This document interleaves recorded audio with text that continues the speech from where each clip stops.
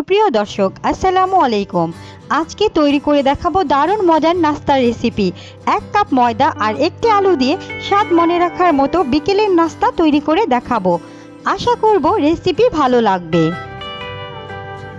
প্রথমে একটি মিক্সিং বোলে নিয়ে নেব 1 কাপ ময়দা, দিয়ে দেব 1 চা চামচ লবণ, 1 টেবিল চামচ রান্নার সয়াবিন তেল। এখন হাত দিয়ে প্রথমে উপকরণগুলো খুব ভালোভাবে মিশিয়ে নেব। এখন নরমাল পানি দিয়ে খুব ভালোভাবে নরম সফট একটি ডো তৈরি করে নেব।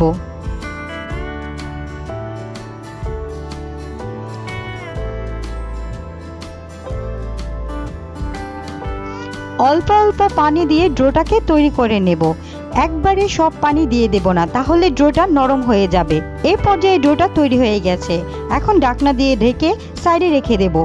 এখানে আমি সিদ্ধ করা একটি আলু নিয়েছি, সাথে দিয়ে দিচ্ছি একটি পেঁয়াজ কুচি, কাঁচামরিচ এবং ধনিয়া পাতা কুচি, এবং সাথে দিয়ে দিচ্ছি একটি চাট মশলা।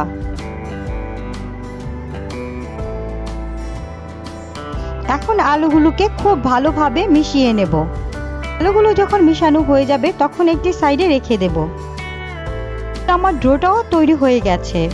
এখন হাত দিয়ে খুব ভালোভাবে মেশে ডোটাকে একটি বোর্ডের উপর নিয়ে নেব। এখন একটি ডোটাকে বেলে রুটির মতো তৈরি করে নেব। এই পর্যায়ে আমার রুটি বেলা হয়ে গেছে। এখন এর মধ্যে দেব পরিমাণ মতো টমেটো সস, দিয়ে দেব আগে থেকে তৈরি করে রাখা আলুর মিশ্রণটি। সব সাইডে সমানভাবে দিয়ে দেব। এখন হাত দিয়ে ঘুরিয়ে একটি রোল তৈরি করে নেব। এটা তৈরি হয়ে গেলে মাঝখান দিয়ে কেটে 2 ভাগে ভাগ করে নেব। এখন ছুরির সাহায্যে এইভাবে নাস্তাগুলো তৈরি করে নেব।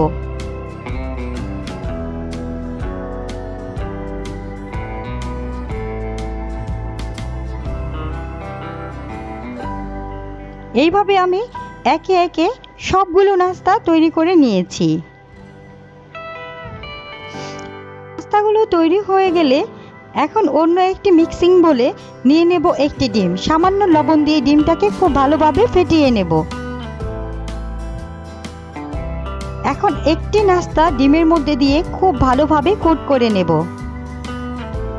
কোট করা হয়ে গেলে এখন চলে যাব সরাসরি চুলায়। চুলায় আমি আগে থেকেই তেল গরম করে রেখেছি। এখন একে একে নাস্তাগুলো দিয়ে দেব।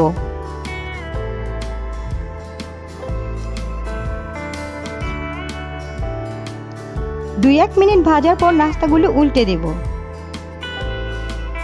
উল্টে পাল্টে নাস্তাগুলোকে আরো 2 থেকে 3 মিনিট ভেজে নেব।